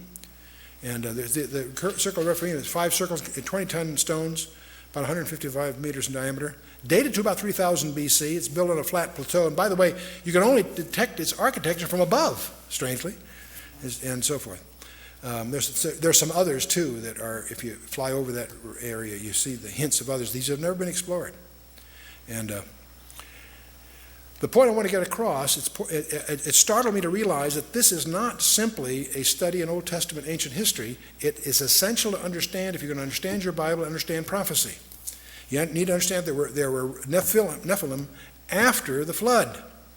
In Genesis 4, it says there were Nephilim in those days, and also after that. It even hints at it right there. In Genesis 14 and 15, we discover there are 4 tribes at least, the Rephaim, the Emim, the Hurim, and the Zamzumim, that Joshua was instructed to wipe out every man, woman, and child. Boy, that sounds like genocide. It was, because we had the same thing, not a flood this time, it was a local situation. And Arba, Anak, and his 7 sons, the Anakim, are talked about not just in the Bible, but also in Egypt, by the way. They were encountered in Canaan, Numbers 13:33, when the 12 spies went. When they came back, Joshua and Caleb had the good report. The other 10 guys said, hey, there's Nephilim in the land. That's the word they used. They were giants. We are like grasshoppers in their sight. That's not an exaggeration. They had reason to be terrified. Obviously, Joshua and Caleb had faith in God. God's on our side, let's go. And it's easy to disparage the other 10 guys. You need to understand they had, on the one hand, some reason to be cautious. In Deuteronomy 3 and Joshua 12, we encounter Og, the king of Bashan. He's the king of the giants, the Rephaim. Goliath, remember, he had 4 brothers. That's why David picked up 5 stones when he crossed the brook. Why? He was ready for all 5 of those guys. See, one of the things, you can go through the whole Bible and study the Bible in terms of Satan's strategy to try to thwart the plan of God. And when God indicates that his redemptive plan is going to come from the seed of the woman, he starts attacking Adam's line in Genesis 6 with the Rephaim, with the Nephilim. And that's God's response, of course, to the flood. Genesis 12, when God calls Abraham, now Abraham is singled out. As God refines the visibility more precisely of how his plan is going to work, it allows Satan to focus his attack. When Abraham's called, Abraham gets singled out for Satan's mischief. The famine in Genesis 50, the destruction of the male line in Exodus 1, Satan's attempt to thwart even when they get out, Pharaoh's pursuit in the Exodus. It was now when God calls Abraham, he tells Abraham in Genesis 15 and 17, that he's going to leave there, and 4 centuries later his descendants will come. Well, that lets Satan know he's got 4 centuries to lay down a minefield. And that's what we're dealing with here in the Rephaim in the land. And when God calls David in 2 Samuel 7, allows Satan to focus on David. And the attacks on David's line. Joram kills his brothers in 2 Chronicles 21. The Arabians slew everyone but one, Azariah. Athaliah kills all but Joash in 2 Chronicles 22. Every time there's an attempt to wipe out all the royal line, some servant hides a baby, whatever, there's always, it slips through. And Hezekiah, Isaiah 36 and 38, another example. When you get to the Persian period, here's Haman trying to wipe out all the Jews. And that's Satan's strategy to try to thwart the plan of God. And had it not been for Mordecai and Esther, it would seem he might have succeeded. And New Testament strategies. Remember Joseph's fear when he found out Mary was pregnant. He was going to put her away privately. God says, no, don't do that. That's part of my program. Herod's attempt when he wipes out all the babes in Bethlehem. It's Satan's attempt to wipe out God's plan at Nazareth in Luke 4, when Jesus uses Isaiah as his mandate for his ministry, Isaiah 61, they're going to throw him off a cliff, but he slips away. In Mark 4 and Luke 8, there are storms at sea, and I think they're both supernatural ones. That's why Jesus rebuked the sea and so on. And of course, the ultimate thwart was the cross. The cross. And this is all summarized in Revelation chapter 12. You can study it there carefully. But the main point of all of this is that Satan is not finished yet. And that may be what the UFOs are a preamble to. By the way, what does the Golan Heights, Hebron, and the Gaza Strip have in common? They're in the news day all the time, right? These are the areas that Joshua failed to exterminate the Rephaim. The word Rephaim means the dead, the walking dead. Isaiah 26:14 says they cannot be resurrected. These are strange creatures. And it's interesting, if you study the strongholds that they failed to defeat, you'll notice that those same regions are the territories, the so-called West Bank, that are in dispute today. I think that's fascinating. Not Joshua, but his descendants failed to deal with these issues, and they plague them to this very day. The Golan was called Bashan, and it's just when Jesus is hanging on the cross in Psalm 22, verse 12, he says a strange thing. He says, "Many bulls have compassed me, strong bulls of Bashan have beset me round." I have no idea what that means, but I suspect he's not talking about cattle. I think he's talking about some kind of demon oppression that's involved. I think it's an allusion to the Rephaim. Let's talk a little bit about the nature of angels, because that's really at the root of this problem. You notice we learn a lot about angels by looking at the Bible. They always appear in human form. They look human. In fact, many people entertain them unawares, we find out. Sodom and Gomorrah, the homosexuals were after them. That tells you something. I don't want to be too graphic here. And at the resurrection and at the ascension, there's always a pair of angels. And they're like men. They look like men standing there. They spoke. They took men by the hand. They ate meals with them. They're capable of direct physical combat. The Passover in Egypt was by a death angel. In the book of 2 Kings, slaughter of the 185,000 Syrians. One angel after night slaughters 185,000 Syrians. You don't mess around with angels. Now, and they don't marry in heaven. Now that's a phrase. By the way, I'm making a contrast here. With the demons of the New Testament are not like this. They apparently are powerless except to the extent they can embody some person.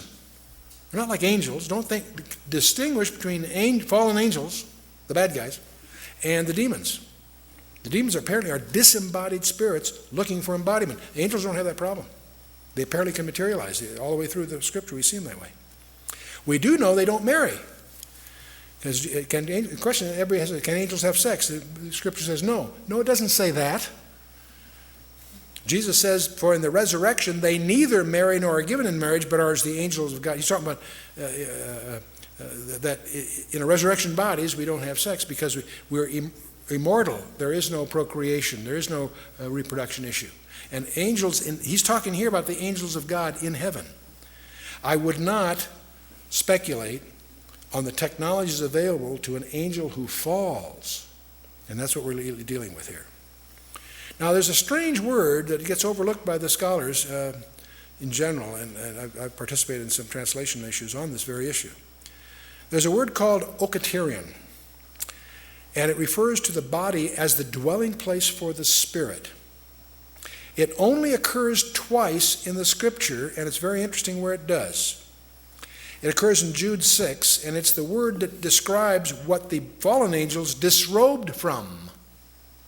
And in 2 Corinthians 5:2, it speaks of, it alludes to the heavenly body that you and I as believers aspire to be clothed in. Same word, okaterion. I think it's a technical term that's overlooked by the scholars. In Jude 6 and 7, it says, when the angels which kept not their first estate left their own habitation, that word habitation is okaterion. They disrobed from the body that they were given to indulge in this mischief in Genesis 6. The angels which kept not their first estate, but left their own habitation, he hath reserved in everlasting chains under darkness in the judgment of that great day. Even as Sodom and Gomorrah and so on. We went through that before. The word is okaterion. In 2 Corinthians 5, 1 and 2, Paul tells the Corinthians, for we know that if our earthly house of this tabernacle were dissolved, we have a building of God, a house not made with hands, eternal in the heavens. And for this we groan, earnestly desiring to be clothed upon with our house which is from heaven. The word translated house is okaterion. That which those angels abandoned is what we aspire to, that kind of a habit, if you will. Okaterion again. Anyway, let's talk about something else we talked about earlier and mentioned earlier we should get into. Alien abductions. You know, the disturbing thing is there's continuing a deluge of cases being reported that are too weird, too bizarre to take seriously on the one hand, but they're too frequent and too consistent to ignore. And estimates of 1 to 3% of our population have been reported in the professional journals. All the strange episodes seem to involve the implanting or the harvesting of human fetuses as a primary topic. It seems that if these creatures are real, they're very preoccupied with the human reproductive process. And that causes us to wonder, could this be leading to a repetition of the strange events of Genesis 6? Is it possible that this is the hint that is included in Jesus' remark, as the days of Noah were, so shall the days of the coming of the Son of Man be. Dr. John Max, a Pulitzer Prize-winning MD, he head of psychiatry for Harvard's hospital there, and he's written on this area. He says, the idea that men and women and children can be taken against their wills from their homes, cars, or schoolyards by strange humanoid beings, lifted into spacecraft, and subjected to intrusive and threatening procedures is so terrifying and yet so shattering to our notions of what is possible in our universe that the actuality of the phenomenon has been largely rejected out of hand or bizarrely distorted in most media accounts. This is altogether understandable given the disturbing nature of UFO abductions and our prevailing notions about reality. The fact remains, however, that for 30 years and possibly longer, thousands of individuals who seem to be sincere and of sound mind and who are seeking no personal benefit from their stories have been providing to those who will listen consistent reports of precisely such events. By the way, John Mack has personally dealt with 76 cases himself. He's profiled others. These are people above average intelligence with no prior psychiatric history that clearly are subject to some kind of trauma. And there was a conference on this abduction phenomenon at MIT. And John Mack was one of the co-chairmen of that conference. And he says, if what these abductees are saying is happening to them isn't happening, what is? He's saying, what's really going on here? Here's Mack's challenge to the professionals that were there assembled. The high degree of consistency of the stories, the absence of any prior psychiatric illness, the physical changes and lesions. Some of these people have scars from the procedures, and I've encountered one myself on that. Independently witnessed by others while the abductions are taking place. There's not many, but there are a few. The involvement of small children is disturbing. Not likely they could be conditioned by, Well, let's move on. The coming to cosmic deception, what's the biggest lie of all? It's interesting. This all started back in Genesis 3. When God declared war on Satan, he says, I will put enmity between thee and the woman, and between thy seed and her seed, and he shall bruise thy head, and thou shalt bruise his heel. Everybody, and from this verse we get one of the messianic titles of Christ, the seed of the woman. What many people overlook, there's two seeds mentioned here. The other seed is the seed of the serpent. And so we have the seed of the woman and the seed of the serpent. And the seed of the serpent, we find all kinds of idioms, the red dragon in Revelation 12, the coming world leader, as I sometimes call him, the false prophet in Revelation 13. These forces are still at work and behind the world powers today. Check out Daniel 10 and really understand what's going on there. All of us have studied Daniel 2 and the sequence of nations, or empires I should say, that were re-echoed in Daniel 7, the winged lion, bear on one side, the leopard, the terrible beast, the 10 heads. Again, Babylon, Persia, Greece, Rome 1 and 2. We've been through that in our prophetic studies, and most people recognize the iron mixed with clay is the Roman Empire. Don't confuse that with Western Europe. The Roman Empire, part 1 and part 2. Well, we live in a world, what's going on in this world? There's a new world order. A world without borders is the concept. The end of the independent nation state. Multiculturalism is in. Check your faith at the door. We're going to all compromise. And this is all heading for a centralized socialistic government. And there are a couple of forcing functions. Every freedom-loving person considers this an anathema, except the problem is there's no way to avoid it. Nuclear proliferation is part of it. We're on the threshold right now of nuclear war because of this very issue. But there's another forcing function that nobody talks about. The possibility, ultimately, not yet, but coming, a cosmic threat of some kind. You say, Chuck, that's way out. That's fringe stuff. Really? Let's talk about the miry clay. In Daniel's famous vision of the multi-metal image, the last phase was, of course, the iron mixed with clay, the 10 toes. What is miry clay? Miry clay is clay made from mire, or dust, if you will. And everybody talks about the clay in the 10 toes of Daniel's imagery. No one, I'm guilty too, paid any attention to Daniel's explanation of it. In Daniel chapter 2, verse 43, he's explaining the whole thing. He's interpreting the vision for you. When he gets to this, in verse 43, he says, whereas thou sawest the iron mixed with miry clay, they shall mingle themselves with the seed of men, but they shall not cleave to one another, and so on. You know, that phrase, I read that 100 times over the last 30 years and didn't hit me until this in-depth study. The miry clay refers to a they. It's a personal pronoun. They shall mingle themselves with the seed of men. In order to mingle themselves with the seed of men, they have to be something other than the seed of men, or it makes no grammatical or logical sense. So the they that are going to do the mingling are not the seed of men. Oh, could this be a hint of some mischief in the end times analogous to the mischief in Genesis 6? I think so.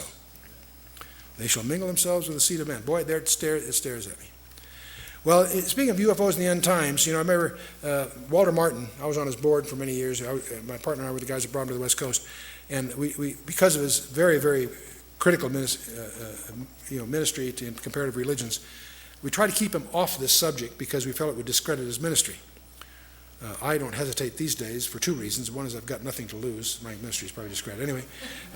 But also times are a little more lucid these days. But in any case, I can remember Walter, using any excuse, he would get to Luke 21:26. And he'd quote this: men's heart failing them for fear, and looking after those things which are coming upon the earth. And whenever he did that, he always gestured with his hand. Men's hearts failing themselves for fear, and looking after those things which are coming upon the earth. And he'd make a sort of an inverted saucer with his hand as it was landing. He'd say, coming, and he'd just gesture with it. He saw UFOs here. And for the powers of heaven shall be shaken. And I'm not to say he's wrong, but we used to always smile. Walter, get off that subject. Anyway, but the coming great deception, Jesus opens and closes his Matthew 24 thing. He says, there shall arise false Christs and false prophets, and shall show great signs and wonders, insomuch that if it were possible, they should deceive the very elect.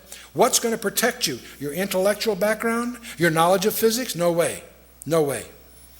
If it were possible, they would deceive the very elect. The only thing that can save you from this deception is your spiritual condition by being in Christ. They shall show great signs and wonders. They're going to do things that are going to violate our apparent knowledge of reality. When we get to 2 Thessalonians, Paul in 2 Thessalonians 2 has a lot to say about this.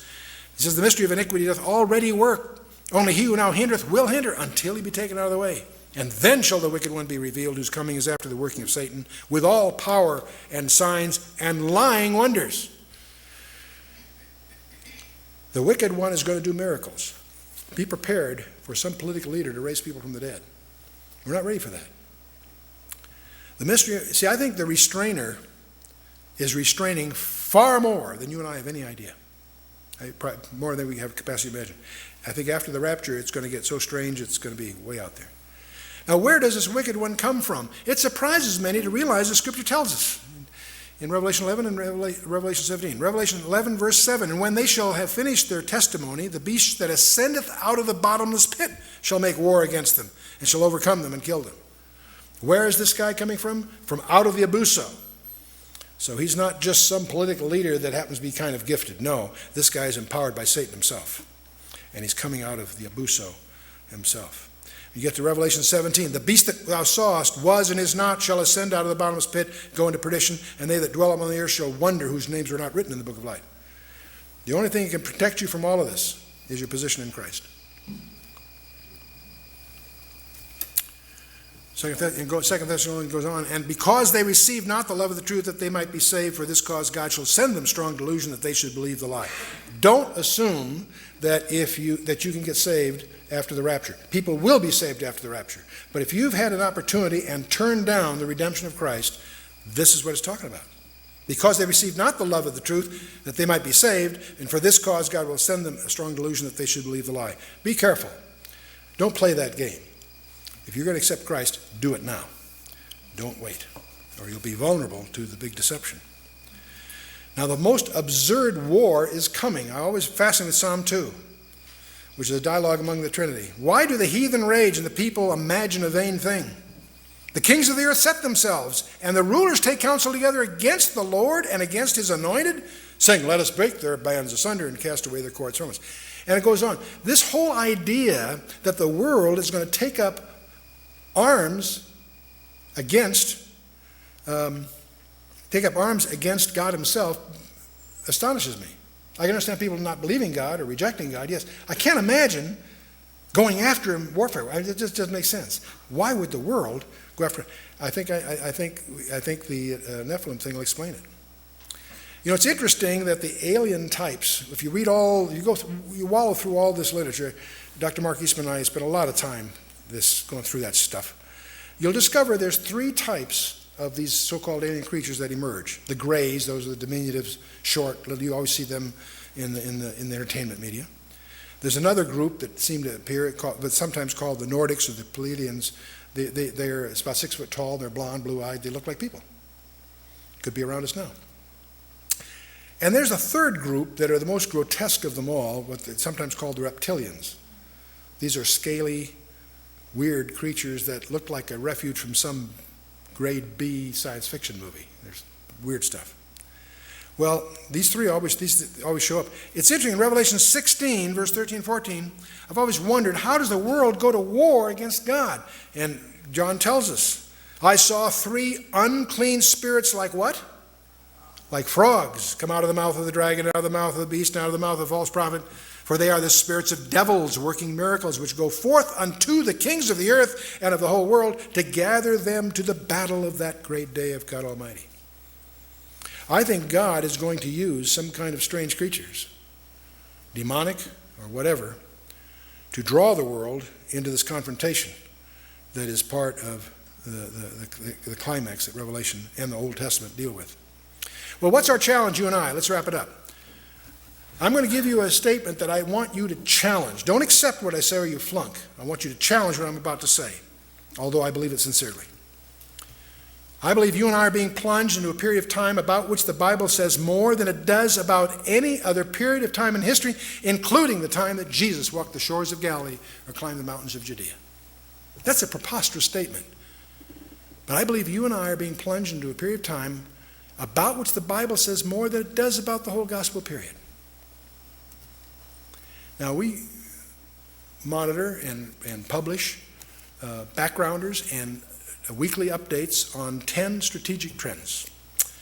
And we continue on our website and in our publications. There are major prophetic themes about Israel, about Jerusalem, the rebuilding of the temple, about Babylon, about the coming invasion of the Middle East by Russia, Magog, if you will, the rise of China as a superpower, the decline of the United States, what I'll call the American challenge, the European superstate that's emerging, the move towards an ecumenical religion while all this is going on, as the Pope embraces Islam, global government as we see the nations struggle to in that direction, and there is another trend called the rise of the occult and UFOs. Watch for it. Now, the ultimate issue, of course, is none of this. The ultimate issue is that you and I are in possession of a message of extraterrestrial origin, and it's the only competent source to deal with these extraterrestrial issues. And this record, we call the Bible, portrays us as the objects of an unseen warfare. And our eternal destiny depends upon our relationship with the winner of that cosmic conflict. And where do you stand? What is your readiness for this encounter? And you can't protect yourself with your intellect. You can't protect yourself with your knowledge base in the traditional sense. It's a spiritual battle, and you need to understand that. Paul tells us that in Ephesians 6, verse 12. We wrestle not against flesh and blood, but against principalities, against powers, against the rulers of darkness of this world, against spiritual wickedness in high places. And what's your remedy? Your spiritual armor. Ephesians 6 details 7 elements of armor. Should be girded with truth. Take on the breastplate of righteousness. Have your feet shod with the preparation of the gospel of peace. Take your shield of faith, helmet of salvation, sword of the Spirit. And don't forget your heavy artillery, prayer. Now, each one of these is part of your spiritual armor. And twice, Paul emphasized, put on the whole armor of God, not just your favorite pieces. To do that, you got to know what these are. And you need to do a very in-depth study of each of these 6 elements, and obviously, I should say 7 elements.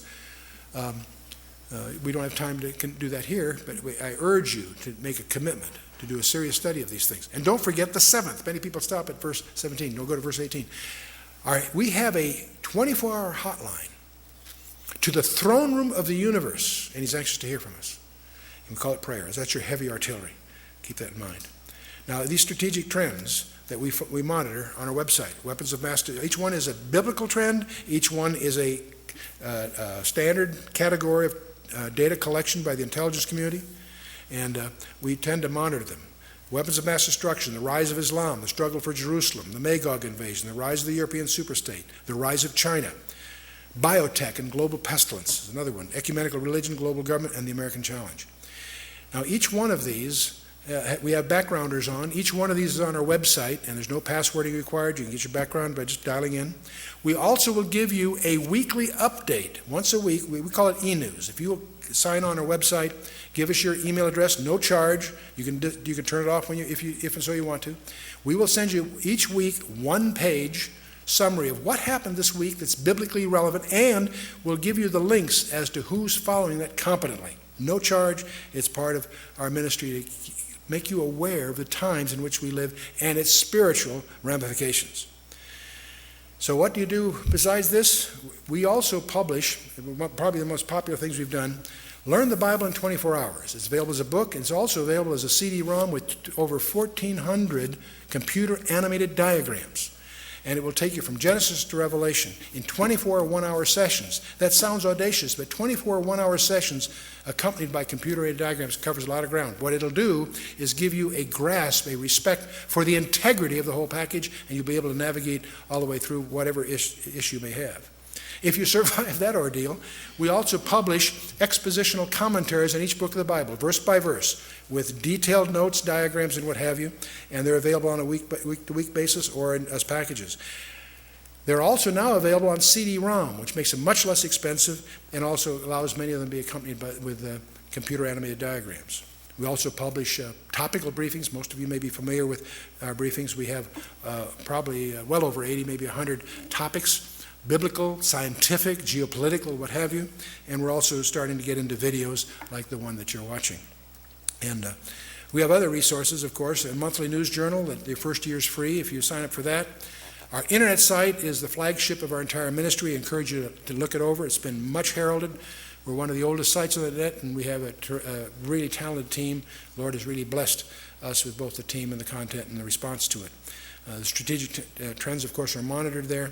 We also publish e-news, which I've mentioned. Those are free, by the way. Emphasize that. Free. We're also a host of the Blue Letter Bible. We participate in its early days. It's English, Hebrew, and Greek text with commentaries, dictionaries, encyclopedias. It's all word searchable. It's all free. But the main thing we have is something that's maybe new to some of you, and that's the Berean Online Fellowship. Many of you are familiar with our K-Rations program. That's where you have a tape-a-week subscription program. It includes a 10-minute update and then a verse-by-verse study on some book of the Bible. Many of you may be familiar with that, and that's still going. And we accompany that, of course, with diagrams and study materials for group study, and you can even arrange to have course credit for that, university recognized. We publish this typically in heirloom edition leather-bound albums. For those that collect them, they have a way to keep them organized, and it is a university-approved level all the way to the PhD level with arrangements we've made. But the thing that we want to announce to you, we have a new program called the Berean Online Fellowship. Each week you get the verse-by-verse study in real audio or MP3, and that includes the notes and so forth. It also includes a weekly global intelligence update, just a little 10-minute what's going on kind of thing. It gives you also access to all our verse-by-verse commentaries in real audio. It's all available to the subscribers, members of the fellowship. You also will get personal update, our news journal, online immediately, and you'll still get your hard copy by mail. But perhaps the most exciting thing is we have online discussion groups. All our members can share and talk about topics, and there's a whole chat room structure behind that. And I participate in that, and so does our staff. And of course, all of this is done in the context of getting university degree credit all the way to the PhD level. And there's all kinds of members-only offers and privileges in terms of access and other things that we're doing. So that's going to be our primary online fellowship. Dial up our website, www.khouse.org, O-R-G. No one can pronounce Koinonia Laos, let alone spell it. Everyone calls us K-House. And our phone number is 1-800-KHOUSE-1, and we encourage you to find out more about what we're doing, because we're here to do one thing, and that's to highlight the biblical relevance of current events, and the hidden agenda is to get you excited about the Word of God, that we can both grow in grace and knowledge of Him. Because we think the days are short, and we've got to rearrange our priorities to really make them count. God bless you.